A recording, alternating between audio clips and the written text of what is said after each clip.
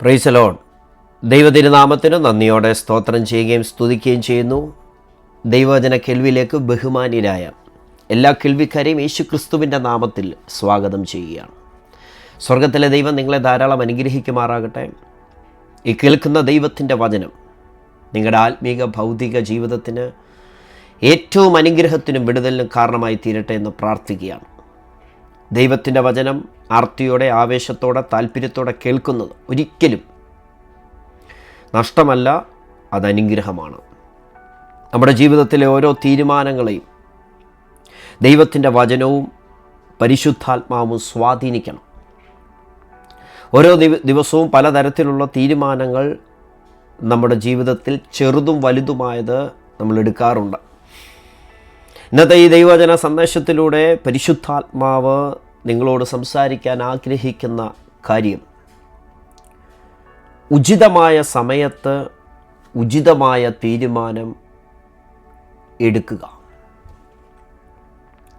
ഒരു ദൈവവേദനെ സംബന്ധിച്ച് യേശുക്രിസ്തുവിനെ സ്വന്തം രക്ഷിതാവായി സ്വീകരിച്ച് നിത്യതയ്ക്ക് വേണ്ടി ഒരുങ്ങിയിരിക്കുന്ന, സ്വർഗരാജ്യത്തിന് വേണ്ടി ഒരുങ്ങി തന്നെത്താൻ കാത്തു സൂക്ഷിക്കുന്ന, പരിശുദ്ധാത്മാവിനാൽ നയിക്കപ്പെടുന്ന ഒരു വ്യക്തിയെ സംബന്ധിച്ച് ഉചിതമായ തീരുമാനം എന്ന് പറയുന്നത് ദൈവഹിതപ്രകാരമുള്ള തീരുമാനമാണ്. ലോകത്തിൻ്റെ ദൃഷ്ടിയിൽ നല്ലതെന്ന് തോന്നുന്നത് ദൈവത്തിൻ്റെ ദൃഷ്ടിയിൽ നല്ലതാകണമെന്നില്ല. ലോകത്തിൻ്റെ ദൃഷ്ടിയിൽ ശ്രേഷ്ഠവും മാന്യമെന്ന് തോന്നുന്നത്, ബുദ്ധിപരമായതാണ് എന്ന് തോന്നുന്നത് ദൈവത്തിൻ്റെ ദൃഷ്ടിയിൽ ഉന്നതമായിട്ട്, ശ്രേഷ്ഠമായിട്ട്, ബുദ്ധിപരമായിട്ട് തോന്നണമെന്നില്ല. പക്ഷെ ഒരു ദൈവത്തിനെ സംബന്ധിച്ച് ആ വ്യക്തി എടുക്കുന്നത് ദൈവഹിതപ്രകാരമായ തീരുമാനങ്ങളായിരിക്കണം. അതിനാണ് ഉചിതമായ തീരുമാനം എന്ന് വേദപുസ്തകപ്രകാരം നമ്മൾ ചിന്തിക്കുമ്പോൾ, ബൈബിളിൽ നിന്ന് നമ്മൾ ചിന്തിക്കുമ്പോൾ നമുക്ക് മനസ്സിലാകുന്നത്. Right decision at the right time. Right time എന്ന് പറഞ്ഞാൽ ബൈബിളിൽ പറയുന്ന സമയം ദൈവത്തിൻ്റെ സമയം, അത് തക്ക സമയമാണ്. തക്ക സമയത്ത് തക്കതായ തീരുമാനം എടുക്കണം. ഒരു തീരുമാനം എടുക്കുന്ന ഒരു സ്റ്റേജ് എത്തി നിൽക്കുമ്പോൾ എങ്ങനെയാണ് അത് റൈറ്റ് ഡിസിഷനാണെന്ന് തിരിച്ചറിയുന്നത്? ചില ആളുകൾ തക്ക സമയത്ത്, ഉചിതമായ സമയത്ത്, സമയം കറക്റ്റായിരുന്നു, പക്ഷേ എടുത്ത തീരുമാനം റോങ് ആയിപ്പോയി. അതുകൊണ്ട് പരാജയപ്പെടുന്നു, നഷ്ടങ്ങൾ സംഭവിക്കുന്നു. ആ വ്യക്തിയെക്കുറിച്ച് ദൈവം ആഗ്രഹിച്ച തീരുമാനമല്ല ആ സമയത്ത് അവരെടുത്തത്.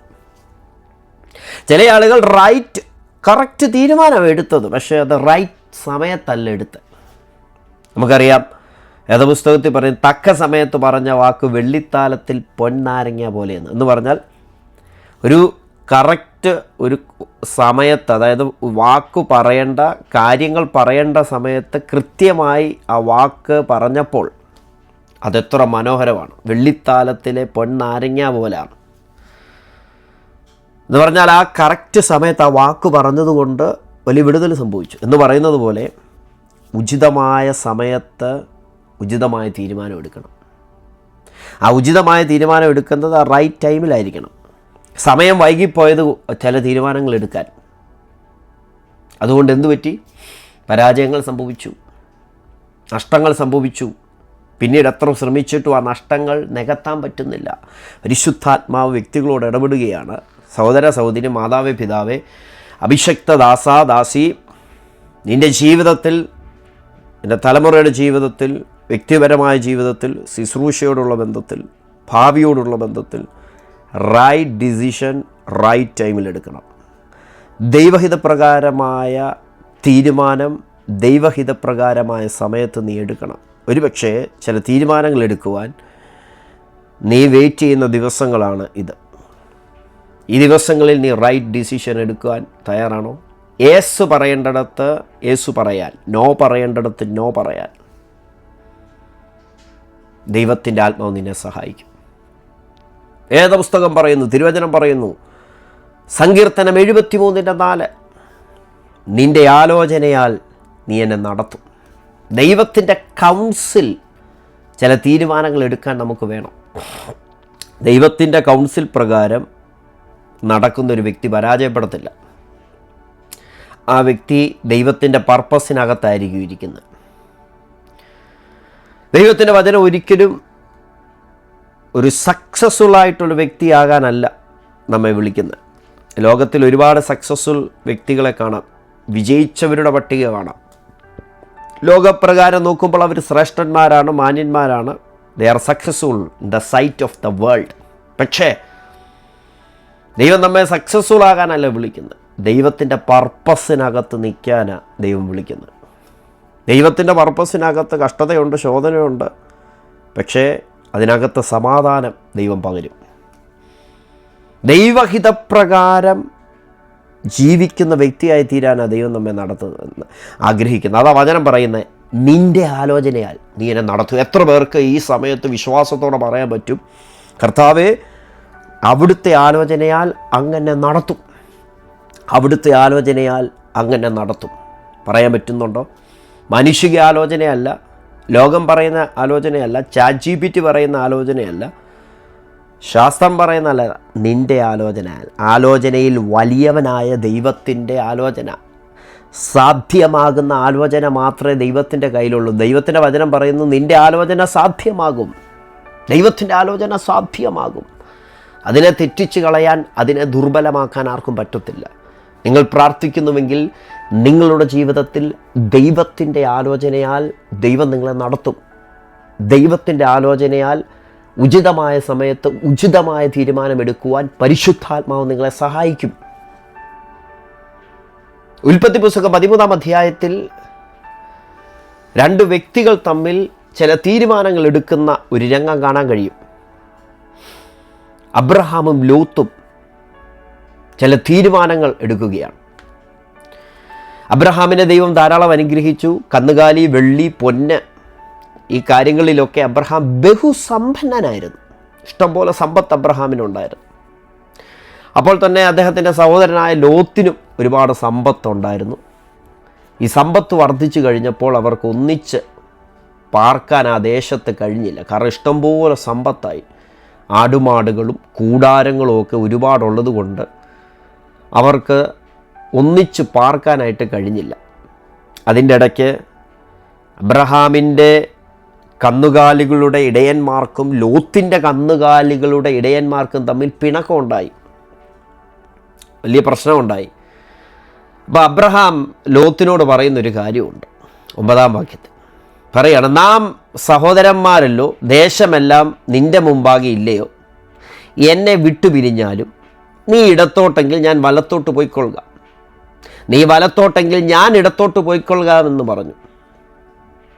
അപ്പോൾ ലോത്ത് നോക്കി, യോർദാനക്കരയുള്ള പ്രദേശമൊക്കെയും നീരോട്ടമുള്ളതെന്ന് കണ്ടു.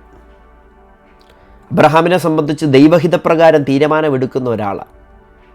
വിശ്വാസികളുടെ പിതാവെന്നാണ് അറിയപ്പെടുന്നത്. എബ്രായലേഖനം 11-ാം അധ്യായം നമ്മൾ വായിക്കുമ്പോൾ എവിടേക്ക് പോകുന്നു എന്നറിയാതെ വിളിക്കപ്പെട്ടവരെയല്ല അദ്ദേഹം അവരെയെല്ലാം കൂടെ കൂട്ടി ദൈവം അടിസ്ഥാനമിട്ട ദേശത്തിന് വേണ്ടി നോക്കിപ്പാർത്ത് പുറപ്പെടുകയാണ്. എവിടേക്കാണ് പോകുന്നതെന്ന് അറിയത്തില്ല, ദൈവത്തിൻ്റെ ശബ്ദം കേട്ട് പുറപ്പെടുകയാണ്. വിളിക്കപ്പെട്ട ആളുകളെല്ലാം കൂടെ കൂട്ടിക്കൊണ്ട് പോവുകയാണ്. അങ്ങനെ സ്റ്റെപ്പെടുത്ത് തീരുമാനമെടുത്ത് മുമ്പോട്ട് പോകുന്ന വ്യക്തിയാണ് അബ്രഹാം. അദ്ദേഹത്തെ സംബന്ധിച്ച് ദൈവഹിതപ്രകാരമായ കാര്യങ്ങൾ മാത്രം മതി ജീവിതത്തിൽ.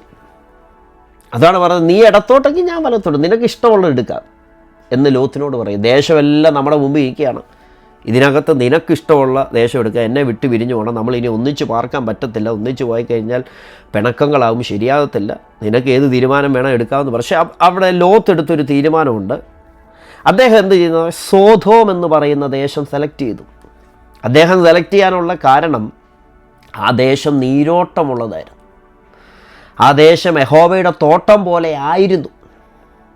അപ്പോൾ ഭൗതികമായ നിലയിലെ കാര്യങ്ങൾ കണ്ടിട്ട്, ഭൗതികമായ കാര്യങ്ങളാണ് ലോത്തിനെ സോദോം എന്ന് പറയുന്ന പട്ടണത്തെ സെലക്ട് ചെയ്യാൻ പ്രേരിപ്പിച്ചത്. അദ്ദേഹത്തെ ഇൻഫ്ലുവൻസ് ചെയ്ത ഫാക്ടർ എന്ന് പറഞ്ഞാൽ ഭൗതികമായ സോദോം എന്ന് പറയുന്ന പട്ടണത്തിൻ്റെ സ്ഥിതിയാണ്.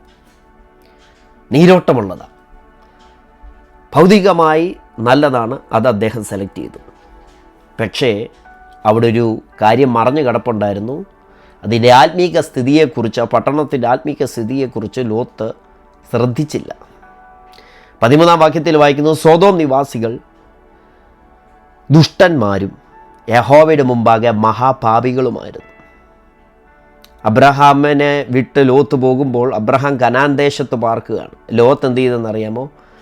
ആ പ്രദേശത്തിലെ പട്ടണങ്ങളിൽ പാർത്ത് സോദോം വരെ കൂടാരം നീക്കി അടിച്ചു. അബ്രഹാം ഒന്നും മിണ്ടിയില്ല. അബ്രഹാം ലോത്തിന് ഡിസിഷൻ എടുക്കാൻ സ്വന്തമായിട്ട് തീരുമാനം കൊടുത്തു. കാരണം അബ്രഹാമിനറിയാം, നീരോട്ടമുള്ള സ്ഥലത്ത് ഞാൻ പോയാലും ശരി പോയില്ലേലും ശരി എൻ്റെ ദൈവം എന്നെ അനുഗ്രഹിച്ചിരിക്കും. കാരണം അബ്രഹാം വാഗ്ദത്തമുള്ളവനാണ്. അബ്രഹാമിനറിയാം, എന്നെ അനുഗ്രഹിക്കുന്നവനെ ദൈവം അനുഗ്രഹിക്കും. എന്നെ അനുഗ്രഹിക്കാമെന്ന് ദൈവം വാഗ്ദത്തം പറഞ്ഞിട്ടുണ്ട്. അതുകൊണ്ട് ഞാൻ ബുദ്ധിപരമായ തീരുമാനമൊന്നും എടുക്കുന്നില്ല. പക്ഷേ ലോത്ത് എടുത്ത തീരുമാനം പാളിപ്പോയി. ദൈവഹിതപ്രകാരമുള്ള തീരുമാനമല്ല ലോത്ത് എടുത്തത്. ഭൗതികമായ നേട്ടങ്ങൾ മാത്രം മുന്നിൽ കണ്ടുകൊണ്ട് ആത്മീകമായ അവസ്ഥയെ അവഗണിച്ചുകൊണ്ട് സോദോം എന്ന് പറയുന്ന ദേശത്തെ സെലക്ട് ചെയ്തു. ആ ദേശം നീരോട്ടമുള്ളതൊക്കെയാണ്. പക്ഷേ ആ ദേശത്തിലെ നിവാസികൾ ദുഷ്ടന്മാരും യഹോവയുടെ മുമ്പാകെ പാപികളുമായിരുന്നു. പിന്നീട് സംഭവിച്ചത് നമുക്കറിയാം. ആ ദേശത്തിൽ ദൈവത്തിൻ്റെ ന്യായവിധി വന്നു. സോദോമിയ പാപം എന്ന് പറയുന്നത് ദൈവത്തിൻ്റെ വചനത്തിനകത്ത് പറയുന്ന ഏറ്റവും വലിയ പാപങ്ങളിൽ ഒന്നായിത്തീർന്നു. പ്രിയപ്പെട്ടവരെ, ഒരു തീരുമാനം ജീവിതത്തിൽ എടുക്കുമ്പോൾ ഭൗതികമായ നേട്ടങ്ങൾ മാത്രമല്ല നോക്കേണ്ടത്.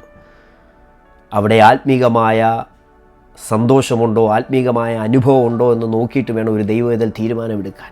ഉചിതമായ സമയത്ത് ഉചിതമായ തീരുമാനമെടുക്കുവാൻ പരിശുദ്ധാത്മാവ് നിങ്ങളെ സഹായിക്കട്ടെ. രൂത്തിൻ്റെ പുസ്തകം വരുമ്പോൾ നമുക്കറിയാം. ആ ചരിത്രമൊക്കെ രൂത്തിൻ്റെ പുസ്തകം 1-ാം അധ്യായത്തിൽ എടുക്കാം, കാണാൻ പറ്റും. നവോമി രൂത്തിനോടും ഓർപ്പയോടും മരുമക്കളായ ഇരുവരോടും പറയുന്നൊരു കാര്യമുണ്ട്, നിങ്ങൾക്ക് എന്നെ വിട്ടു പോകാം. നവോമിയെ ഓർപ്പ ചുംബിച്ച് വിട്ടുപോയി. പക്ഷേ രൂത്തൊരു തീരുമാനമെടുത്തു, നീ പോകുന്നിടത്ത് ഞാൻ പോകും, നീ പാർക്കുന്നിടത്ത് ഞാൻ പാർക്കും, നിൻ്റെ ജനം എൻ്റെ ജനം, നിൻ്റെ ദൈവം എൻ്റെ ദൈവം, നിന്നെ വിട്ട് ഞാൻ പോകത്തില്ല എന്നൊരു തീരുമാനം ആ റൈറ്റ് ടൈമിലെടുത്തു. എന്തുപറ്റി? രൂത്തിൻ്റെ ഹിസ്റ്ററി തന്നെ മറ്റൊന്നായി മാറി. ഓർപ്പയെക്കുറിച്ച് ആർക്കും അറിയത്തില്ല. ആ അമ്മായിയമ്മയെ കെട്ടി ചുംബിച്ചതാണ് അവസാനം ഓർപ്പയെക്കുറിച്ച് പറയുന്നത്. പിന്നെ അറിയത്തില്ല. യേശുക്രിസ്തുവിൻ്റെ വംശാവലിയിൽ രൂത്ത് കയറി. എന്താ കാര്യം? റൈറ്റ് ടൈമിൽ റൈറ്റ് ഡിസിഷൻ എടുത്തു. പ്രിയപ്പെട്ടവരെ, നമ്മുടെ തീരുമാനങ്ങളെ ഇൻഫ്ലുവൻസ് ചെയ്യാൻ ലോകത്തിലെ ഒരു കാര്യത്തെയും നമ്മൾ അനുവദിക്കരുത്. പ്രാർത്ഥിക്കുന്ന ഒരു ദൈവവേദന എടുക്കുന്ന തീരുമാനവും പ്രാർത്ഥിക്കാത്തൊരു വ്യക്തി എടുക്കുന്ന തീരുമാനവും രണ്ടും രണ്ടാണ്. ദൈവവചനം വായിക്കുന്ന ഒരു വ്യക്തി എടുക്കുന്ന തീരുമാനവും ദൈവവചനം വായിക്കാത്ത വ്യക്തി എടുക്കുന്ന തീരുമാനവും രണ്ടും രണ്ടാണ്. ഒരാത്മീകൻ എടുക്കുന്ന തീരുമാനവും ഒരു ജഡപ്രകാരം സഞ്ചരിക്കുന്ന വ്യക്തി എടുക്കുന്ന തീരുമാനവും രണ്ടും രണ്ടാണ്. പരിശുദ്ധാത്മ നിറവിൽ ജീവിക്കുന്ന ഒരു വ്യക്തി എടുക്കുന്ന തീരുമാനം ജഡത്തിൽ സഞ്ചരിക്കുന്ന ഒരു വ്യക്തിക്ക് ഭോഷത്വമായി തോന്നും, അറപ്പായി തോന്നും. സ്തോത്രം. നീതിമാന്മാർ ദുഷ്ടന്മാർക്ക് വെറുപ്പ് എന്നൊരു വാക്യം സദൃശവാക്യത്തിലുണ്ട്. എന്ന് പറഞ്ഞാൽ നേരായി നടക്കുന്ന വ്യക്തികൾ എടുക്കുന്ന തീരുമാനം ദുഷ്ടന്മാർക്ക് വെറുപ്പാണ്. അതുപോലാണ് തിരിച്ചും. ഹല്ലേലൂയ. റോമാലേഖനം 12-ാം അധ്യായം 1-2 വാക്യങ്ങൾ വായിക്കുമ്പോൾ 2-ാം വാക്യത്തിൽ പ്രത്യേകിച്ച് പറയുന്നുണ്ട്, ഈ ലോകത്തിന് അനുരൂപരാകാതെ നന്മയും പൂർണ്ണതയും പ്രസാദവും ഉള്ള തീരുമാനം, അതായത് ദൈവഹിതപ്രകാരം ഉള്ള തീരുമാനം. ഈ ലോകത്തിന് അനുരൂപരാകാതെ നന്മയും പൂർണ്ണതയും പ്രസാദവുമുള്ള ദൈവഹിതം എന്നതെന്ന് തിരിച്ചറിയുവാൻ മനസ്സു പുതുക്കി രൂപാന്തരപ്പെടുവീനെന്നാണ് ബൈബിൾ പറയുന്നത്.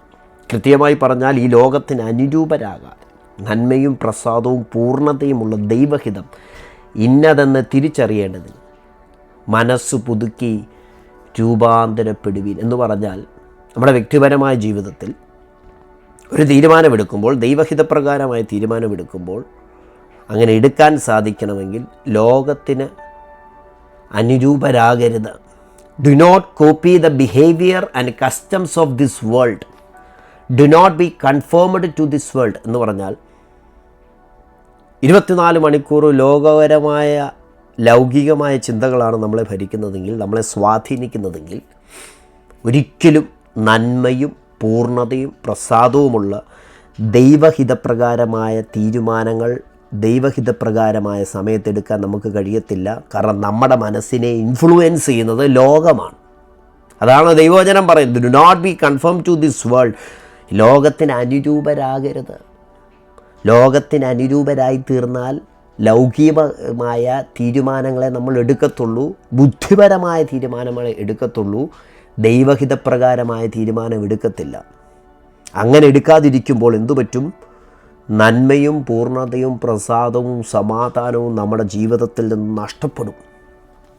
എന്നാൽ ഓരോ ദിവസവും മനസ്സ് പുതുക്കി, കർത്താവേ, എൻ്റെ ഇഷ്ടമല്ല, അവിടുത്തെ ഇഷ്ടം നടക്കട്ടെ, എൻ്റെ ആലോചനയല്ല, അവിടുത്തെ ആലോചന നടക്കട്ടെ, മറ്റൊരു മനുഷ്യൻ്റെ ആലോചനയല്ല, മറ്റൊരു മനുഷ്യൻ്റെ അഭിപ്രായമല്ല, അങ്ങയുടെ ഹിതം നടക്കട്ടെ എന്ന് മനസ്സ് പുതുക്കി രൂപാന്തരപ്പെടണം. ഒരു ട്രാൻസ്ഫോർമേഷൻ, ഒരു റിന്യൂവൽ നമ്മുടെ മൈൻഡിനകത്ത് സംഭവിച്ചാൽ ദൈവത്തിൻ്റെ വില്ലിനകത്ത്, ദൈവത്തിൻ്റെ ഹിതത്തിനകത്ത് നാം കയറും. ഇനി ദൈവവചനം കേൾക്കുന്ന പ്രിയപ്പെട്ടവരെ, തയ്യാറാണോ മനസ്സ് പുതുക്കി രൂപാന്തരപ്പെടാൻ? ഓരോ ദിവസവും പ്രാർത്ഥിക്കണം, കർത്താവേ, ലോകത്തിന് അനുരൂപരാകാനല്ല, ദൈവഹിതപ്രകാരം മനസ്സ് പുതുക്കി രൂപാന്തരപ്പെടാൻ എന്നെ സഹായിക്കണമെന്ന്. മത്തായി സുവിശേഷം 25-ാം അധ്യായം നമ്മൾ വായിക്കുമ്പോൾ 10 കന്യകമാരുടെ ഉപമ യേശു പറയുന്നുണ്ടല്ലേ. അവർ 5 പേര് ബുദ്ധിയുള്ളവരാണെന്ന് പറയുന്നു, 5 പേര് ബുദ്ധിയില്ലാത്തവരാണെന്ന് പറയുന്നു. ബുദ്ധിയുള്ളവരെന്ത് ചെയ്തു? വിളക്കോടുകൂടെ പാത്രത്തിൽ എണ്ണ എടുത്തു. ബുദ്ധിയില്ലാത്തവരെന്ത് ചെയ്തു? വിളക്കെടുത്തപ്പോൾ എണ്ണ എടുത്തില്ല. അവരുടെ തീരുമാനം അതാണ്, വിളക്ക് മാത്രം മതി. പക്ഷെ ബുദ്ധിയുള്ളവരെന്ത് ചെയ്തു? വിളക്കും എണ്ണ എടുത്തു. പക്ഷെ മണവാളൻ താമസിക്കുമ്പോൾ എല്ലാവരും മയക്കം പിടിച്ചു ഉറങ്ങി. അർദ്ധരാത്രിക്ക് മണവാളൻ വരുന്നു, അവനെ എതിരേൽപ്പാൻ പുറപ്പെടുവീനെന്ന് ആർപ്പുവിളി ഉണ്ടായി. അപ്പോൾ കന്യകമാർ എല്ലാവരും എഴുന്നേറ്റ് വിളക്ക് തെളിയിച്ചു. എന്നാൽ ബുദ്ധിയില്ലാത്തവർ ബുദ്ധിയുള്ളവരോട്, ഞങ്ങളുടെ വിളക്ക് കെട്ടുപോകുന്നതുകൊണ്ട് നിങ്ങളുടെ എണ്ണയിൽ കുറേ ഞങ്ങൾക്ക് തരുവീനെന്ന് പറഞ്ഞു. ബുദ്ധിയുള്ളവർ, ഞങ്ങൾക്ക് നിങ്ങൾക്കും പോരാ എന്ന് വരാതിരിപ്പാൻ നിങ്ങൾ വിൽക്കുന്നവരുടെ അടുക്കൽ പോയി വാങ്ങിക്കൊള്ളുവീനെന്ന് പറഞ്ഞു. അവർ വാങ്ങുവാൻ പോയപ്പോൾ മണവാളൻ വന്നു. ഒരുങ്ങിയിരുന്നവർ അവനോടുകൂടെ കല്യാണ സദ്യയ്ക്ക് ചെന്നു, വാതിലടയ്ക്കുകയും ചെയ്തു. എന്നെ കേൾക്കുന്ന പ്രിയപ്പെട്ടവരെ, ബുദ്ധിയുള്ള വ്യക്തികൾ എന്നിവിടെ പറയുമ്പോൾ അവർ റൈറ്റ് ടൈമിൽ റൈറ്റ് ഡിസിഷൻ എടുത്തു. എല്ലാവരും മയക്കം പിടിച്ച് ഉറങ്ങി, പക്ഷേ നല്ല തീരുമാനം നല്ല സമയത്തെടുത്തു. വിളക്കു മാത്രമല്ല അവരെടുത്തത്, വിളക്കെടുത്ത കൂട്ടത്തിൽ എണ്ണയും എടുത്തു. വിളക്കും എണ്ണയും കൂടെ എടുത്തവരെ അവിടെ പറയുന്നു ബുദ്ധിയുള്ളവർ. എന്നാൽ എഫേസ്യ ലേഖനം നമ്മൾ വായിക്കുമ്പോൾ 5-ാം അധ്യായത്തിൻ്റെ 16-17 വാക്യങ്ങൾ വായിക്കുന്നു. ഇത് ദുഷ്കാലമാകയാൽ സമയം തക്കത്തിനുപയോഗിച്ചുകൊള്ളുവീൻ, ബുദ്ധിഹീനരാകാതെ കർത്താവിൻ്റെ ഇഷ്ടം ഇന്നതെന്ന് ഗ്രഹിച്ചുകൊള്ളുവീൻ. നോക്കിക്കേ, അവിടെ പറയുന്നു ബുദ്ധിഹീനരാകരുത്. ബുദ്ധിഹീനരാകരുതെന്ന് പറഞ്ഞാൽ കർത്താവിൻ്റെ ഇഷ്ടം എന്നതെന്ന് തിരിച്ചറിയാത്ത ആളുകളെക്കുറിച്ചാണ് ബുദ്ധിഹീനരെന്ന് പറയുന്നത്. കാരണം ഇത് ടൈമാണ്, ഇത് ദുഷ്കാലമാണ്. ഇത് ദുഷ്കാലമായതുകൊണ്ട് സമയം തക്കത്തിൽ ഉപയോഗിക്കണം. 10 കന്യകമാർ ഉപമ പറയുമ്പോൾ ബുദ്ധിഹീനരായ ആളുകൾ 5 പേരുണ്ടായിരുന്നു. അവർ വിളക്ക് മാത്രമേ എടുത്തുള്ളൂ, എണ്ണ എടുത്തില്ല. എന്നാൽ ബുദ്ധിയുള്ളവരെന്ത് ചെയ്തു? വിളക്കും എണ്ണയും എടുത്തു. റൈറ്റ് ടൈമിൽ റൈറ്റ് ഡിസിഷൻ എടുത്തു. സമയം അവർ തക്കത്തിൽ ഉപയോഗിച്ചു. എഫേസ്യ ലേഖനത്തിൽ വായിക്കുന്നു, ഇത് ദുഷ്കാലമാകിയാൽ സമയം തക്കത്തിൽ ഉപയോഗിച്ചു കൊള്ളുവീൻ, ബുദ്ധിഹീനരാകാതെ കർത്താവിൻ്റെ ഇഷ്ടം ഇന്നതെന്ന് ഗ്രഹിച്ചുകൊള്ളുവീൻ. ഇന്നീ മെസ്സേജ് ഇവിടെ കൺക്ലൂഡ് ചെയ്യുമ്പോൾ പരിശുദ്ധാത്മാവ് വ്യക്തമായി നിങ്ങളോട് ഇടപെട്ട് കഴിഞ്ഞിരിക്കുകയാണ്. ഉചിതമായ സമയത്ത് ഉചിതമായ തീരുമാനമെടുക്കുക. വ്യക്തികൾ പറയുന്ന അഭിപ്രായത്തിനല്ല മുൻഗണന കൊടുക്കേണ്ടത്. ദൈവത്തിൻ്റെ ആത്മാവ് നിങ്ങളുടെ ഹൃദയത്തിൽ തരുന്ന ഗൈഡൻസിന്, ദൈവത്തിൻ്റെ വചനം വായിക്കുമ്പോൾ പരിശുദ്ധാത്മാവ് നിങ്ങൾക്ക് തരുന്ന ഗൈഡൻസിന് 1-ാം സ്ഥാനം കൊടുക്കുക. മനുഷ്യർ മോശത്വമെന്ന് പറയുമ്പോൾ ദൈവത്തിൻ്റെ ആത്മാവിൻ്റെ ശബ്ദത്തിന് കാതുകൊടുക്കാൻ തയ്യാറായാൽ റൈറ്റ് ടൈമിൽ റൈറ്റ് ഡിസിഷൻ എടുക്കുവാനുള്ള കൃപ ദൈവം നിങ്ങൾക്ക് പകരും. നമ്മുടെ തീരുമാനങ്ങളെ സ്വാധീനിക്കേണ്ടത് ലോകമല്ല, ലോകത്തിലെ ഒന്നുമല്ല. ഒരു ദൈവവേദൻ്റെ ജീവിതത്തിലെ തീരുമാനങ്ങളെ സ്വാധീനിക്കേണ്ടത് ദൈവത്തിൻ്റെ വചനവും പരിശുദ്ധാത്മാവുമായിരിക്കണം. അങ്ങനെ നമ്മുടെ മനസ്സിനെ ലോകം സ്വാധീനിക്കാതിരിക്കണമെങ്കിൽ മനസ്സ് പുതുക്കി രൂപാന്തരപ്പെടണം. ഓരോ ദിവസവും റിന്യൂവൽ സംഭവിക്കണം. അത് വചനം വായിക്കുമ്പോൾ സംഭവിക്കും, പ്രാർത്ഥിക്കുമ്പോൾ സംഭവിക്കും, പരിശുദ്ധാത്മാവിൽ സമർപ്പിക്കുമ്പോൾ സംഭവിക്കും. രൂത്ത് എടുത്തതുപോലെ, അബ്രഹാം എടുത്തതുപോലെ, ഏലിശ എടുത്തതുപോലെ ഒരു തീരുമാനമെടുക്കാൻ ബുദ്ധിയുള്ള 5 കന്യകമാർ ജീവിതത്തിലെടുത്ത തീരുമാനം പോലെ എടുക്കാൻ ഈ സന്ദേശം കേട്ട സകല വ്യക്തികളെയും പരിശുദ്ധാത്മാവ് സഹായിക്കട്ടെ. ആത്മീകമായ ജീവിതത്തിനകത്ത് ചില സ്റ്റെപ്പ് എടുക്കുവാൻ, ഭൗതികമായ ജീവിതത്തിനകത്ത് ചില സ്റ്റെപ്പ് എടുക്കുവാൻ, തലമുറകളുടെ അഡ്മിഷനോടുള്ള ബന്ധത്തിൽ, വിവാഹത്തോടുള്ള ബന്ധത്തിൽ, നിങ്ങളുടെ ഭാവിയോടുള്ള ബന്ധത്തിൽ, ഒരു സ്ഥലം വിട്ടു മറ്റൊരു സ്ഥലത്തിലേക്ക് പോകുവാൻ, ഒരു ഭവനം വിട്ടു മറ്റൊരു ഭവനത്തിലേക്ക് പോകുവാൻ, ജീവിതത്തിലെ ചെറുതും വലുതുമായ സകല തീരുമാനങ്ങൾക്കകത്തും ഈ ദിവസങ്ങളിൽ ഉചിതമായ ഒരു ഡിസിഷൻ എടുക്കാൻ, ദൈവഹൃതപ്രകാരമായൊരു ഡിസിഷൻ എടുക്കുവാൻ പരിശുദ്ധാത്മാവ് നിങ്ങളെ സഹായിക്കാൻ പോവുകയാണ്. ദൈവദാസനെ എനിക്ക് വേണ്ടി പ്രാർത്ഥിക്കണം. ഈ ദിവസങ്ങളിൽ ഞാൻ തീരുമാനത്തിൻ്റെ വക്കിലേക്ക് എത്തി നിൽക്കുകയാണ്. എൻ്റെ കുഞ്ഞൊരു തീരുമാനത്തിൻ്റെ വക്കിലെത്തി നിൽക്കുകയാണ്. ദൈവഹിതപ്രകാരമായൊരു തീരുമാനം എടുക്കുവാൻ എനിക്ക് പ്രാർത്ഥന ആവശ്യമെന്ന് പറയുന്ന വ്യക്തി ആരെങ്കിലും ഉണ്ടോ? വചനം പറയുന്നു, ദൈവത്തിൻ്റെ ആലോചനയാൽ അവിടുന്ന് ദൈവം നിന്നെ നടത്തും. ഉചിതമായ സമയത്ത് ഉചിതമായ തീരുമാനമെടുക്കുവാൻ ദൈവാലോചന ആവശ്യമാണ്. നിങ്ങൾ പോലും അറിയാതെ ആ റൈറ്റ് ടൈമിൽ റൈറ്റ് ഡിസിഷൻ നിങ്ങളെ കൊണ്ട് എടുപ്പിക്കുവാൻ പരിശുദ്ധാത്മാവിന് കഴിയും. പ്രാർത്ഥിക്കാം, നമുക്ക് ഒന്നിച്ച് പ്രാർത്ഥിക്കാം. പരിശുദ്ധനായ ദൈവമേ, സ്വർഗപിതാവേ, ലോകരാജ്യങ്ങളിരുന്നു കൊണ്ട് ദൈവവചന സന്ദേശം ശ്രദ്ധിച്ച സകല വ്യക്തികൾക്ക് വേണ്ടി പ്രാർത്ഥിക്കുന്നു. ഈ വ്യക്തികൾ എടുക്കുന്ന തീരുമാനം ദൈവഹിതപ്രകാരമായ തീരുമാനമാകട്ടെ, ഉചിതമായ തീരുമാനമാകട്ടെ. ഉചിതമായ സമയത്ത് ആ തീരുമാനമെടുക്കാനുള്ള കൃപ അവിടുത്തെ മക്കൾക്ക് അവിടുന്ന് പകർന്നു കൊടുക്കുന്നതിന് നന്ദി പറയുന്നു. ലോകമല്ല കർത്താവേ ഞങ്ങളുടെ തീരുമാനങ്ങളെ സ്വാധീനിക്കേണ്ടത്, പരിശുദ്ധാത്മാവും ദൈവത്തിൻ്റെ വചനവും സ്വാധീനിക്കട്ടെ.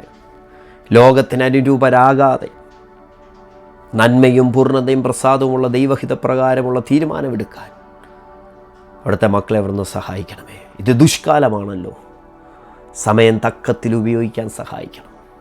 അടഞ്ഞ വഴികളെ തുറക്കണമേ, രോഗികളെ സൗഖ്യമാക്കണമേ, അസ്വസ്ഥത അനുഭവിക്കുന്ന വ്യക്തികൾക്ക് സമാധാനം കൊടുക്കണമേ, ദൈവശക്തി പകരപ്പെടണം.